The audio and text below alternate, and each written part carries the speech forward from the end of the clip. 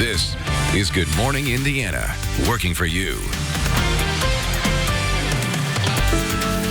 It's Wednesday, May 27th, and right now on Good Morning Indiana. Somehow or another, I now have anxiety attacks, and now they're looking into it as PTSD. After beating COVID-19, many patients find themselves facing a new battle. This morning, a look at the physical and mental issues some survivors are now facing. Now it's going to be kind of hard to distinguish because, there is some overlap between the symptoms. Allergy season is in full swing, but with COVID-19 still rampant, it may be hard to distinguish between your symptoms. Working for you this morning, we're breaking down the differences and what you need to look for if you're feeling under the weather. In some of these situations, have they quit a job unreasonably? As our economy continues to rebound, Hoosiers may be facing new challenges with unemployment benefits. What you need to know about appealing a denial if you don't feel safe returning to work. All right, I want to welcome you into Good Morning Indiana. I'm Lauren Casey. It is Wednesday, and my friends Todd Clausen and Rafael Sanchez are social distancing from home. Good morning to both of you. Rafael, thanks for joining us down there in Johnson County. Well, Lauren, good morning. I'm looking at the calendar. This week marks 3 months since we've been social distancing. Wow. So, wow, where has the time gone? But, of course, this morning it is a very busy radar, and we depend on Todd Clausen to getting us through the day. Todd, take it away. Yeah, Rafael, we'll be dealing with these showers and storms now, not only today, but in the coming days. We're going to flip the weather pattern here. And as you know, there's a lot of heat and a lot of humidity out there. And that humidity is just moisture in the air. And we just got to wring all of that out. And that's going to be in the form of showers and storms. So today's one of those unique days where you have to grab almost everything if you're going to be out and about. You need the sunglasses for the hazy sunshine, the umbrella for the downpours, the sunscreen for when you're in the sunshine, and drink plenty of water because we're all dealing with the heat and humidity. But look at this pretty large cluster of thunderstorms now, which are non-severe. That is the good news, making their way from Richmond to Connorsville. That's where the lightning strikes are, to Rushville, back into Shelbyville. The heaviest of this rain is going to stay off towards the east of Indianapolis, but places like Newcastle, Greenfield, Shirley, up towards Anderson, you'll get another round of showers and storms here throughout the course of the morning hours. And then we get a pretty big break, I think, with hazy sunshine mid-morning throughout the afternoon hours. It's not a washout of a day, but then during the peak heating of the day later on this afternoon, once again, additional storms will start to flare up. Where you don't see as much in the way of rainfall today, easily into the low 80s with lots of humidity around, where there's a little more in the way of cloud cover from the storms, probably upper 70s, but still very, very muggy. We'll dive into these storms, talk about some heavier rainfall the next couple days, but also an absolutely terrific weekend heading our way. Lauren, coming up in just a few minutes. All right, Todd, thank you so much. Here's a live look right now at traffic for your Wednesday morning commute. This is out in Greenfield. Good morning to you. I-70 here, a little east of State Road 9. Traffic is picking up both eastbound and westbound. Everything looks to be moving along up to speed. No crashes right now around the metro area to slow down your commute. It is 6:04. We now want to get to the latest on the impact the coronavirus is having on the Hoosier State. The Indiana State Department of Health reporting 373 new positive coronavirus cases Monday. That brings the state total of number of positive cases, I should say, to just over 32,000. The state also reported an additional 18 Hoosier deaths, bringing Indiana's total to 1,850. More than 230,000 Hoosiers have been tested for the coronavirus so far. And Lauren, let's take a closer look at those numbers that you just talked about. Those numbers represent just about a 14% positivity rate.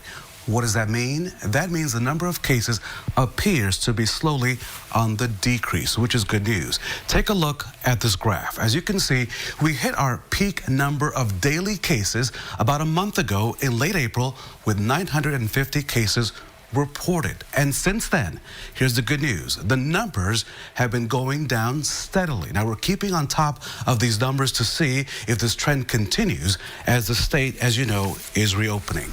Mayor Joe Hogsett will likely be keeping a close eye on that trend as he prepares to announce his plans to move Marion County into stage 3 of the governor's Back on Track plan. But to put this in perspective, as you know, Lauren, Marion County still has the highest amount of cases of death and, of course, of illnesses involving COVID-19. And Raphael, we're expecting to learn a little bit more about Mayor Hogsett's next steps today in a briefing with him and the Marion County Health Director, Dr. Virginia Kane. Today, right now in Marion County, restaurant and dining is only allowed outside. Retailers are allowed to open at 50% capacity. Public gatherings must be limited to 25 people. Officials have said that indoor dining and personal service businesses like salons could resume June 1st. We'll have live coverage of the update at 10:30 on the RTV6 app and also at the IndyChannel.com. The time is 6:06 here on Good Morning Indiana, and since this pandemic began, we've been sharing stories of survival, the moments that people hospitalized with COVID-19 got to go home. But the battle for many patients does not end when they leave the hospital. This morning, our Kelsey Anderson joins us with the mental toll caused by the virus. Good morning, Kelsey.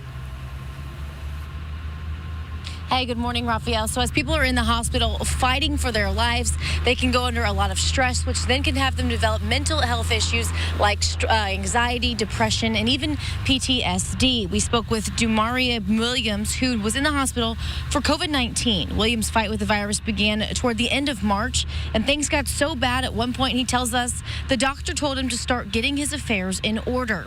Luckily, he recovered enough to leave the hospital on April 19th, but he knew something was still wrong. When I first got out, I still had hallucinations for about 5 days. I fight on a daily basis, but for the most part, it's being controlled. I'm not on medication or anything like that. Just have to work through it each day. His doctor is working with him on a treatment plan so he can get back to cutting hair once barbershops are allowed to reopen, something he hasn't been able to do since March. Now, coming up in the next half hour, hear from a doctor who says that he hopes that physicians start asking more questions as people continue to recover from the coronavirus. I'm reporting live, Kelsey Anderson, RTV6. An important issue. Thank you, Kelsey. Well, May and June, we know, are typically when allergies are the worst here in Indiana. And with the COVID-19 pandemic maybe heightening your awareness of changes in your own health, we found out some major differences in the symptoms. Our Alyssa Donovan spoke to a doctor to help us differentiate between the two. Spring is in full bloom right now, and for many of us, that means allergies. And since COVID-19 is at the top of everyone's minds right now, you might be wondering, are my symptoms allergies or are they coronavirus? About 15 to 30% of our population is allergic in one form or another. It's very common. Pulmonologist Mason Goodman says the most noticeable symptom of allergies includes sneezing, watery, itchy eyes, scratchy throat, and sinus congestion. People with allergies can also experience a dry cough. However, fever, which is common with COVID-19 symptoms, is not associated with seasonal allergies. But one of the things besides fever that is a common process in people who exhibit symptoms from coronavirus is cough, and that is usually dry and non-productive. Usually it doesn't have sputum associated with that. A sore throat, significantly more intense than what is seen in allergies, is also usually present. Shortness of breath, especially with activity, is a big issue as well. And multiple body aches and pain and fatigue is also present as well. Gastrointestinal issues have also been reported as a COVID-19 symptom, something you won't experience from your typical allergies. And as far as allergy sufferers being more susceptible or having a more severe case of COVID-19? Probably somebody that has what is just called seasonal pollinosis, meaning that they have problems that occur only in particular seasons, spring, fall, or whatever. Probably that is not a terribly large risk factor for more severe problems with coronavirus. About half the people with allergies have an asthma-associated response. Dr. Goodman says people that do have asthmatic issues may be more susceptible to severe symptoms with coronavirus. I'm Alyssa Donovan, RTV6. All right, Alyssa, thank you so much. It is 6:09. Our Rebound Indiana initiative is tackling issues that help you make it through this pandemic. And our team continues to focus on those who are having difficulties with their unemployment benefits. Raphael? And so, Lauren, as the economy reopens, some Hoosiers are being called back to work. Others are being paid through the Paycheck Protection Program, right? So what does that all mean? What if you feel that your workplace is still not safe when you get that call back? Your employer may disagree with you, and you may have to appeal your unemployment benefits. It's our focus as we continue our series, Managing Unemployment. The question here is, has the person refused an offer of suitable work? Or, in some of these situations, have they quit a job unreasonably? And we'll have to assign someone to that case. They'll contact the individual. They'll contact the employer. Ultimately, we're going to come out with a determination, yes, you did refuse suitable work, and therefore you're ineligible for unemployment benefits from that time forward. Or, this was not suitable work under the circumstances for whatever those reasons may be. And so your benefits can continue. And yes, to the extent that either party disagrees with that, they'd have that avenue for appeal where they would make essentially the same case to an administrative law judge at that point. So tomorrow we'll take a look at the key things that you must do and that you must ask in hopes of having a winning appeal. It is now time to check your forecast, and as I look outside of my living room window here at the RTV6 studios, Todd, Franklin is dry, but I know it's a different story everywhere else. Yeah, just to the east of you, Raphael, the rain is falling. Get a little further east of Johnson County, and some heavy rainfall is currently coming down across the area, and you can see that on Live Storm Team 6 radar here. Some lightning strikes near Richmond, nothing severe, but some very, very heavy rainfall making its way now towards the Newcastle area as well as Greenfield. The bulk of this heavy rainfall will miss not only Johnson County, but Indianapolis as well. This is the first round of several rounds of rain that'll be heading our way. We'll talk more about how long this rain is going to stick around and more towards your extended forecast coming up in just a little bit. Our competitors forced your home. That's who. Welcome back. The time right now is 6:14. Helping you rebound and manage the stress during this pandemic has brought to our world in our households rather. In schools across Indiana, we know they have been closed for weeks, Raphael, and so students and their parents have been busy navigating e-learning, keeping them busy, along with educators in our state. It has been a long 3 months, and kids have been cooped up looking at screens and complaining of being bored, especially if school is now over. So this morning, our TV6's Mark Mullins shows you a fairly new app helping keep kids occupied and also teaching them responsibility while providing a break for all parents. If you ask mom and business owner Lisa Berry what life has been like since the dawn of coronavirus here, she'll tell you. It's been like one long, never-ending day. Lisa and her husband are working parents, raising 2 boys and a girl, keeping track of work and e-learning schedules and preparing meals and cleaning the house can become mind-boggling. The kids naturally, especially now in this day and age with computers and iPads, they gravitate towards wanting to play games all day if you don't give them some structure. An app called Busy Kid is helping provide that structure while giving Lisa some peace of mind. The app's creator explains how it works. Kids can go earn some money by doing chores around the house, and all a parent has to do is go in, look it over, approve the payday, and then we're going to pull the money out of their bank account and bring it into our system and automatically allocate or split up the money into saving, sharing, and spending. You can customize it to each child based on the things that you want them working towards. So we've got 3 kids, 3 different ages. They're not going to have the same responsibilities. On the app, Christopher can check off folding his laundry and can expect some allowance money in his Busy Kid account. Cece earns her pay by making breakfast, blueberry crepes on this day. And Matthew makes some money when he checks off vacuuming from his list. I hope do something for the dogs, it could be feeding them, cleaning them. Through the app, the kids receive a debit card, and they learn a valuable lesson about money management. When they go and they clean up after the dog and they wash their car and they make their bed and they do all this stuff for a week, and then they go and swipe their card at the store or buy something online, all of a sudden they realize, oh shoot, that's how it works. I had to bust it out for a week to buy that toy. A tool helping kids earn cash and helping parents manage their household. It's been an amazing blessing because it really has given us the structure that we have needed. Working for you in Carmel, Mark Mullins, RTV6. All right, Mark, thank you so much. Kids can even use their earnings to easily invest in stocks with several companies. The Busy Kid app is free. It is available in iOS and Android app stores. All right, Todd, I don't know if you did a lot of chores as a kid or not, if Mama Clausen is cracking down, but I think that's a pretty good idea to keep kids busy during this time. I was pulling weeds. I was mowing the lawn. I was picking up sticks.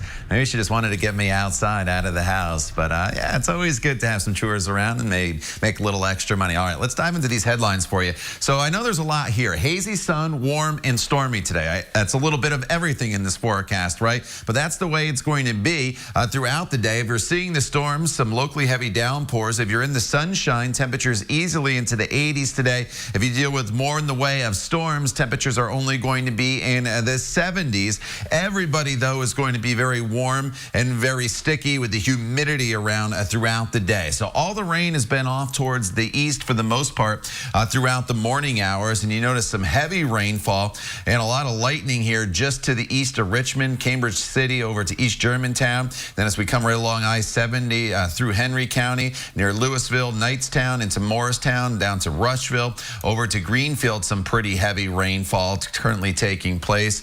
And then there's been some downpours near Fairland and into the Shelbyville area, and then to the north, some downpours as well from Tipton over towards Alexandria. Now, the heaviest of this rainfall is going to basically move right between these two lines that I'm drawing on your screen right now. So the heaviest of the rain will miss downtown Indianapolis. However, the metro area will get into some light shower activity as this band of rain moves to the north. But this is the only game in town right now.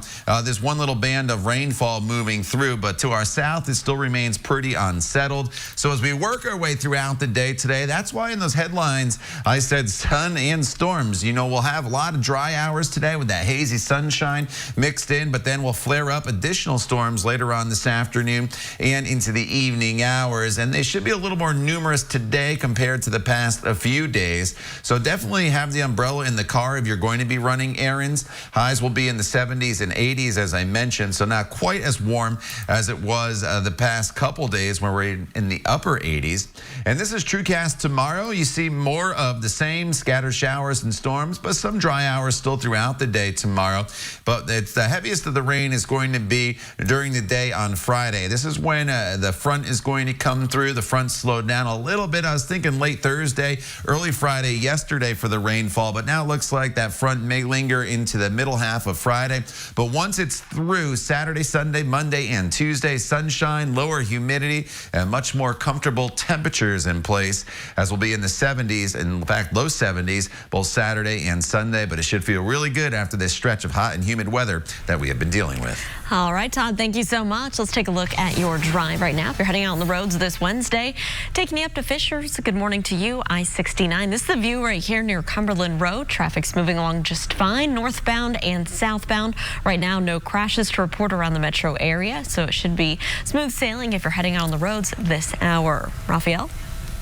ESPN has announced the 3 hosts for this year's ESPYs. They did not call me, Todd, or Lauren. We were available maybe next year. The show is going digital this year, as you can imagine, though the host will be NFL quarterback Russell Wilson, as well as the co-captain of the U.S. women's national soccer team, Megan Rapinoe, and WNBA champ Sue Bird will split the hosting duties.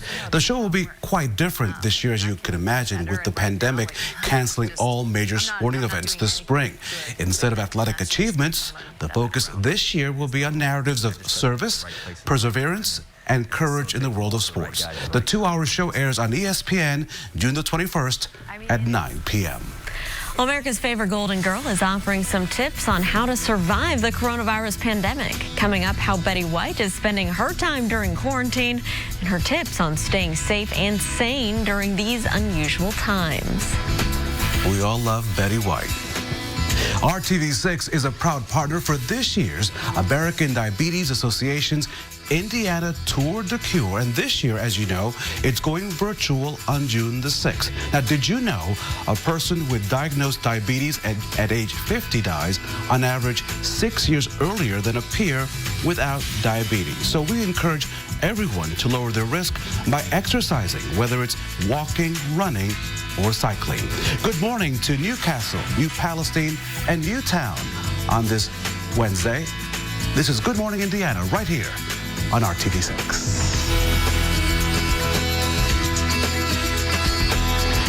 Protection for a healthier mouth.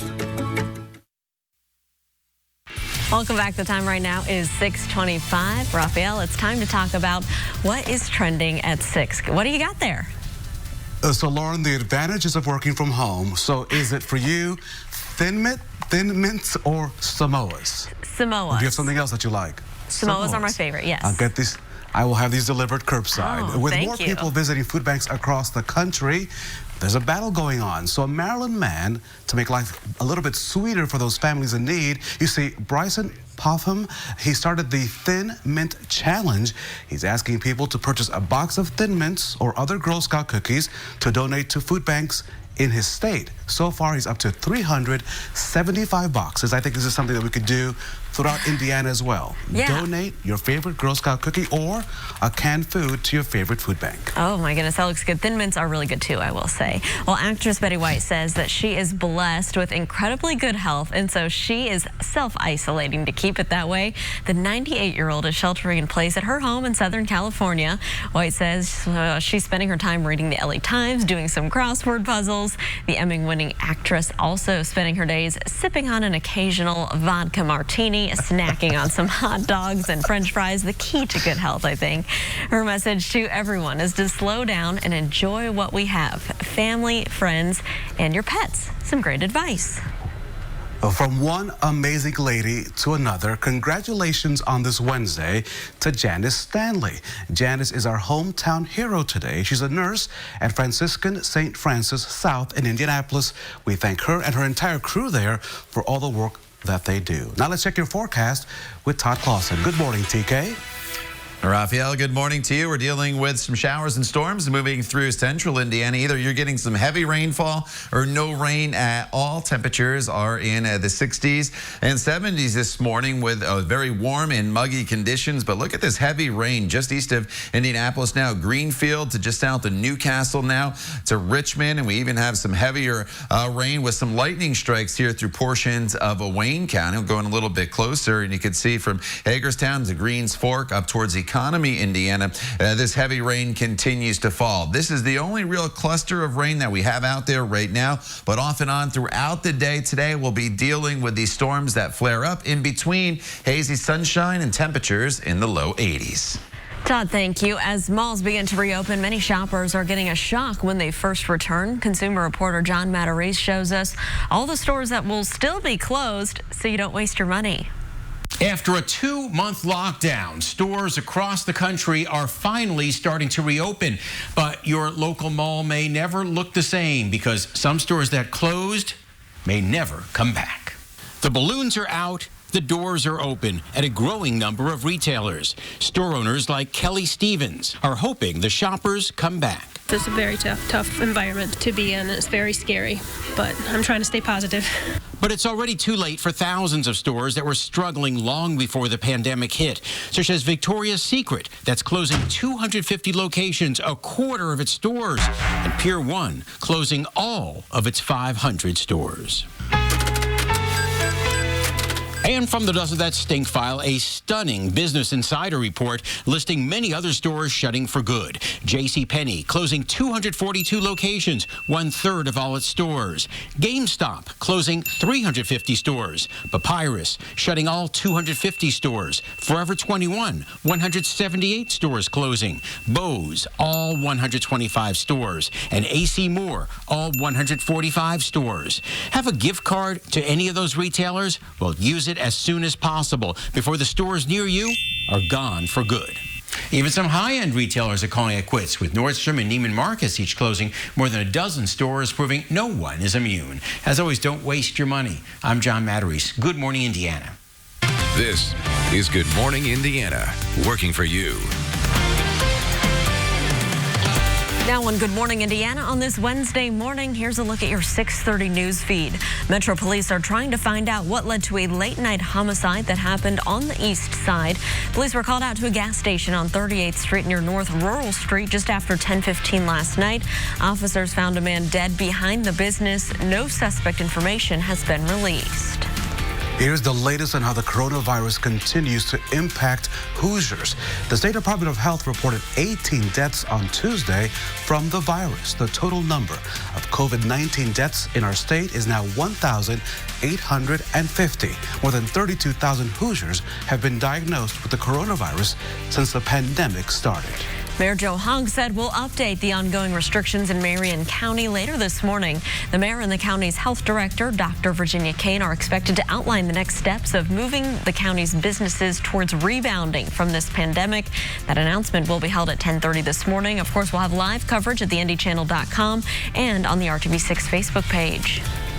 For the first time since a polio epidemic 71 years ago, the Madison County Fair will not be held this year due to COVID-19 restrictions. The Madison County 4-H organization says there was no way to safely hold the fair, which was scheduled for mid-July. The 4-H board says it is still exploring the possibility of having some form of live 4-H evaluation. They expect to make a decision by the end of this week. The Marion County Clerk's office says it's been overwhelmed with the number of requests for mail-in ballots that they've received for the next week's primary election. County Clerk Mila Elleridge is now asking voters to return those mail-in ballots in person to one of Marion County's 22 election centers. Eldridge told our radio partners at WTLC that if voters just put the absentee ballots in the mail, they may not arrive to the clerk's office before the deadline of noon on Election Day. Again, Election Day in Indiana is now set for next Tuesday. It is Wednesday here, and we want to wish you a very good morning. I'm Lauren Casey. Todd Clausen and Rafael Sanchez are working from home. Hey, Rafael. Lauren, good morning to you as I take a live look from my living room window here in Franklin. It is dry, Todd Clausen, but I know other parts of central Indiana are looking at downpours. A busy radar this morning. Yeah, you know, it's feast or famine, Raphael. No rain or very heavy rainfall, and it's just off towards the east of you right now. Essentially from the far east side of Indianapolis now stretching all the way over to Richmond. That's where the heaviest of the rain is falling. As you can see, this band of rain making its way through the area. Some lightning here in northern parts of Wayne County. We're dealing with non-severe storms, though. It's just some lightning and some very heavy rainfall. But you see over in the Hagerstown area.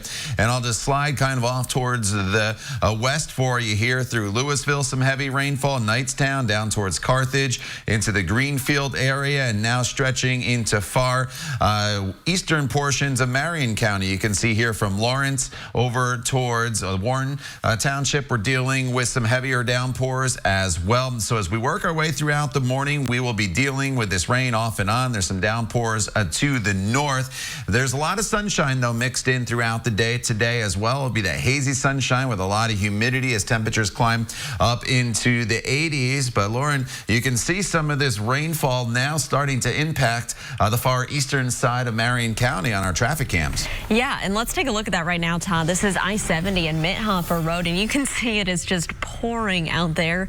Drivers look like they're still making their way about up to speed, but obviously reducing visibility just a little bit there on the road. So use caution, watch for slick spots and ponding out there so you don't hydroplane and leave more space between you and the car in front of you. As you can see, traffic is actually looking pretty heavy over there to our east. Keep that in mind as you're heading out on the roads. Other parts, as Todd mentioned, of our area still dry at this hour, so it's just kind of a mixed bag and you don't know what to expect. So use caution heading into work this morning. Well, for at least the third time in less than 2 months, a child was hit by a gunshot here in Indianapolis. Police say the victim in this latest case is just a baby, and they tell us the baby is thankfully supposed to survive.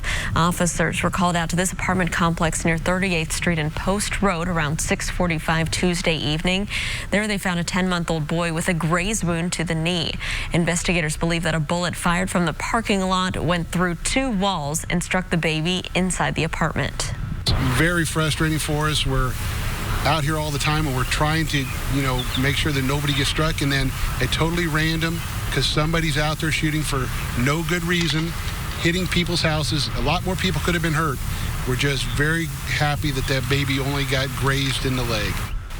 Well, the baby is being treated at Riley Hospital for Children. So far, there are no reports of any arrests.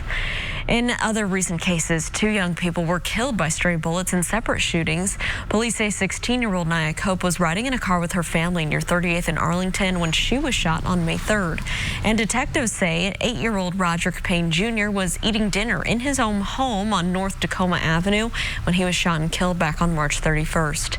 If you have any information about any of these investigations, please report tips. You can do that anonymously. Just call Crime Stoppers at 317-262-TIPS. Lauren from Call 6 investigates. The number of Hoosiers who have died from COVID-19 in nursing homes has more than doubled in the past 3 weeks. 876 people have died in long-term facilities from the virus. That's 47% of all COVID-19 deaths in our state. 13 new facilities have reported at least 1 death, according to data released this week from the State Department of Health. 32 people have died at Greenwood Meadows. That's among the highest death tolls in central Indiana. Gloria Benefield's mother, Violet, developed COVID-19 while at the facility. Violet is now negative, but she's still not feeling well. Gloria now plans to move her mom in, removing her from Greenwood Meadows. The facility is operated by American Senior Communities, the state's largest nursing home provider. It started posting numbers this month on which each of its facilities' website about cases and deaths. It's not right, not just for my mother, it's not right for any of those patients to have died. I don't care. They could have done something. So American Senior Communities and its partner, Health and Hospital Corporation, say deaths are higher in their facilities for several reasons, and they go on to explain. They say they're testing more residents than other operators, which means more deaths are identified as COVID-19 related. They go on to say that they operate a larger number of nursing homes in urban areas where the virus is most concentrated, and they end up by also saying that they care for a large number of Alzheimer's and dementia residents who are difficult to keep separate and are vulnerable to COVID-19. The time now is 6:37 here on Good Morning Indiana, and since the pandemic began, we've been bringing you stories of survival, sharing moments when patients leave the hospital from COVID-19 and they really get to go home to be with their families. Yeah, we love those moments, Raphael, but we all know that the battle for many of those patients, it doesn't end when they leave the hospital. And so this morning, our Kelsey Anderson is joining us live with the mental toll that fighting this virus takes on those patients. Kelsey, good morning. Hey, good morning, Lauren and Raphael. So if you're in the hospital fighting for your life, it's no doubt going to have a lasting impact on your mental health. And that's what doctors are hoping more physicians will now start asking those questions, making sure that their patients are mentally healthy before they leave the hospital. Dr. Babar Khan works with ICU survivors at the Critical Care Recovery Center at Eskenazi Health Services. He says mental health issues are very common for those who've been in critical care for days, maybe even weeks, like a lot of the COVID-19 survivors. Because of being exposed to extreme stress, they can develop symptoms of anxiety, depression, post-traumatic stress disorders. Dr. Khan hopes doctors caring for patients who've recovered from COVID-19 will start asking those questions and begin working on treatment plans that will help them regain a sense of normalcy. Now, if you are feeling any symptoms of anxiety, depression, or PTSD, make sure to reach out to your healthcare provider as soon as possible. Reporting live, Kelsey Anderson, RTV6. Another disturbing incident caught on video. Now a man is dead, police officers are fired, and a community is outraged. Next, the latest from Minneapolis as protesters clash with police. Side of food. The time now is 6:41, and Lauren and I welcome you back to Good Morning Indiana. Some tense moments overnight between protesters and police in Minneapolis. Officers in riot gear, they fired tear gas at demonstrators who are demanding justice for George Floyd. And Raphael, Floyd is the African-American man who died after an officer was seen on a video kneeling on his neck. Again, it was all captured on video, and we do want to warn you that you may find this video difficult to watch. ABC's Kenneth Moten tells us that the 4 police officers involved in this incident have since been fired. Overnight, growing outrage in Minneapolis over the death of a black man in police custody. Thousands of demonstrators taking to the streets, blocking intersections as police use tear gas to push back the crowds. So many others marching peacefully, chanting, "I can't breathe," while demanding justice for George Floyd. A video camera captured the final moments of Floyd's life Monday night. The 46-year-old was seen on the ground in handcuffs with a police officer's knee on his neck. His nose is bleeding. About 5 minutes into the video, Floyd appears to lose consciousness. EMTs arrive on the scene and check for a pulse while the officer's knee remains on his neck. An ambulance then takes Floyd to the hospital where he's pronounced dead. They could have tased him. They could have maced him. Instead, they put their knee in his neck and just sat on him and didn't care at all. Police say Floyd was unarmed and suspected of trying to pass a forged check at a store while appearing to be under the influence of alcohol or drugs. Adding Floyd resisted officers. They handcuffed him and noted he appeared to be suffering medical distress. We understand that there may be other factors that are involved, but bottom line, the reasonable restrictions or whatever you want to call it, the force that was used is very unreasonable last night. This morning, the FBI is investigating the case and 4 police officers involved in the incident have been fired. Being black in America should not be a death sentence. This officer failed in the most basic human sense. Floyd's longtime roommate says he found out he was dead when he saw the video on social media. I recognized his voice and then I heard, just recognized his features and stuff like that. So I was kind of shocked. Kenneth Moten, ABC News, New York. It is 6:43. The thought is in the back of your mind whenever you sneeze these days. Is it allergies? Do I have COVID-19? We all do it, right? So up next, we talk to a doctor to find out the difference between the two. Todd. And Lauren, you're taking a live look from downtown off towards the east, and in this easterly direction, that's where a lot of heavy rainfall has been falling here throughout the course of the morning hours. Kind of can't see it as good now since we're getting some raindrops on the camera here in downtown. But as we go over to radar, you can see the heavy rainfall now from Newcastle back into the Greenfield area. There's some lightning strikes there as well. This wave of rain moves through this morning. Then we get right back into that hazy sunshine. We'll talk about that and the rest of your forecast as we look ahead to what will be a fantastic weekend coming up when Good Morning Indiana continues. Of our competitors, Florist Your Home. That's who. Welcome back. Spring is in full bloom, and for you and for me, that means it's allergy season. So these days, you may wonder if the symptoms you're experiencing are just allergies or are they related to COVID-19? Our Alyssa Donovan talked to a doctor to find out more. May and June are typically when allergies are the worst here in central Indiana. And with the COVID-19 pandemic heightening your awareness of any changes in your health, we found out what the major symptom differences are between coronavirus and seasonal allergies. About 15 to 30% of our population suffers from allergies. Pulmonologist Mason Goodman says the most noticeable symptoms of allergies include sneezing, watery, itchy eyes, scratchy throat, and sinus congestion. People with allergies can also experience a dry cough. However, fever, which is a common COVID-19 symptom, is not associated with seasonal allergies. And that is usually dry and non-productive. Usually it doesn't have sputum associated with that. A sore throat, significantly more intense than what is seen in allergies, is also usually present. Shortness of breath, especially with activity, is a big issue as well. And multiple body aches and pain and fatigue is also present as well. Dr. Goodman says as of now, there's no proof that anyone with seasonal allergies is more susceptible to catching the coronavirus or will have more severe symptoms if they catch it. He says if you're experiencing any symptoms that you think might be COVID-19 related, you should call your doctor and set up a virtual appointment. I'm Alyssa Donovan, RTV6. All right, Alyssa, good to know. Thank you so much. Well, Raphael, we know history could be made this afternoon as the space program in the United States is trying to take a major step towards a big comeback.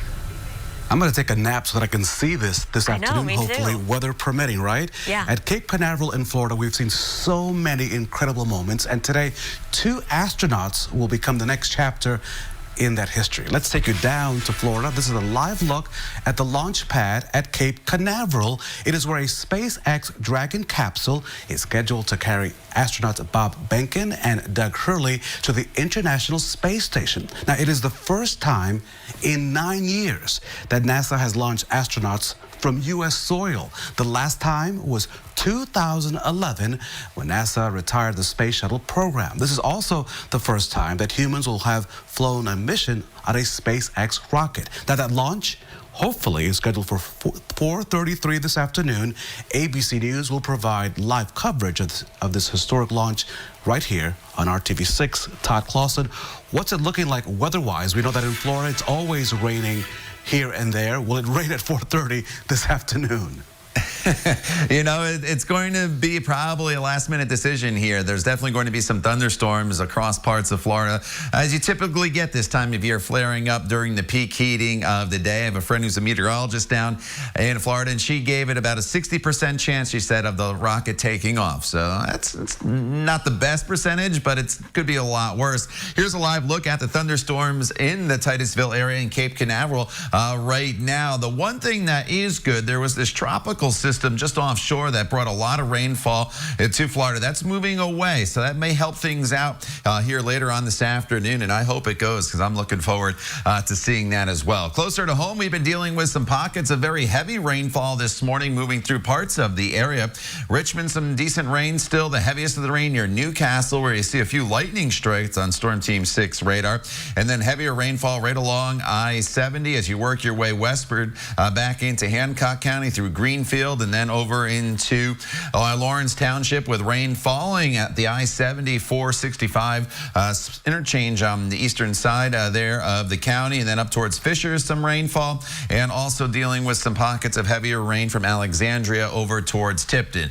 And most of this rainfall is going to miss the downtown area, but the bigger picture shows just on how settled the atmosphere is in this warm and muggy air mass, because there's a lot of rainfall still here down to our south. And as we go throughout the day, there's definitely a lot of dry hours mixed in with that hazy sunshine. We're all dealing with humidity. Do not think of today as a washout of a day. There's a lot of opportunity to get out and about. But once we get into the afternoon hours, once again, we'll start to flare up these isolated downpours at times throughout the day. Highs today, most of us get into the low to mid 80s, where you see a little more in the way of rainfall. Highs in the upper 70s with those muggy conditions. And then going forward in this forecast, tomorrow, morning rain, then a little bit of a break, but starting tomorrow evening and then going into Friday, the rain becomes a little more widespread as the cold front makes its way through the area. And as this front comes through, especially Friday, I think it's going to wring out a lot of that moisture, the humidity that's in the atmosphere, and that is going to cause the rain to be pretty heavy across the area. So I'm targeting Friday morning into the afternoon hours for the heaviest of the rain, but once that front goes through, a whole new air mass is in place. It's going to be terrific across the area, not only for the weekend, but into much of next week as well, with sunshine, much more comfortable throughout the day. Lows in the 50s, highs in the 70s with the low humidity. So start making those weekend plans now. But until then, make sure you have the umbrella handy at times over the next 3 days. All right, Todd, and let's take a look at some of the rain you may run into if you're heading out on the roads right now for your Wednesday commute. You can see it here on our camera. To our east, this is I-70 near County Road 700 West. You can see the rain drop is coming down right in front of the lens, and then the road's really wet out there. So just use caution that you don't run into any ponding, and we'll keep you updated on any crashes or delays throughout the morning. Stick around. We'll be right back after this short break. RTV6 app on your phone or streaming device. Welcome back. As we continue to rebound from this pandemic, there are some opportunities to help those who may have been having a difficult time coping. Yeah. And Lauren, unfortunately, isolation existed long before COVID-19, but this morning there's a new call to make a difference that you can help with, and it's coming from AARP. The group created the Friendly Voice program. It's an outreach effort where anyone, not just seniors, can request to have someone call just to chat.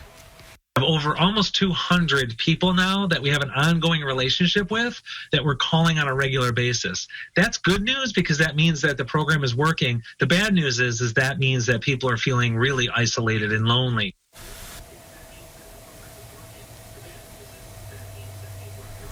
We have more We information. have more information about the program at the website on your screen. It's AARP Community Connections.org. So it's all about working together. Give someone a call. And if you can't call Lauren, just go next door and say hi to your neighbor. Yeah, that's a great idea. I love that story, Raphael. Thank you. Right now, we do want to get a check of our forecast. If you are heading outside today, Todd, we do have some rain out there in some parts of the state. Yeah, a little bit of everything here today. Some heavy rainfall, as you see on Storm Team 6 radar right now, just east of Indianapolis. This is heading off towards the north and northeast. Today's not a washout, though. There's a lot of hazy sunshine mixed in. Better storm chances in the days ahead. And then once we get to the weekend and beyond, a beautiful stretch of weather with lots of sunshine and a lower humidity. All right, Todd, thanks. And thank you for joining us. We're back here in 25 minutes and throughout Good Morning America with news, weather, and traffic updates. All your news can be found throughout the day on the RTV6 app.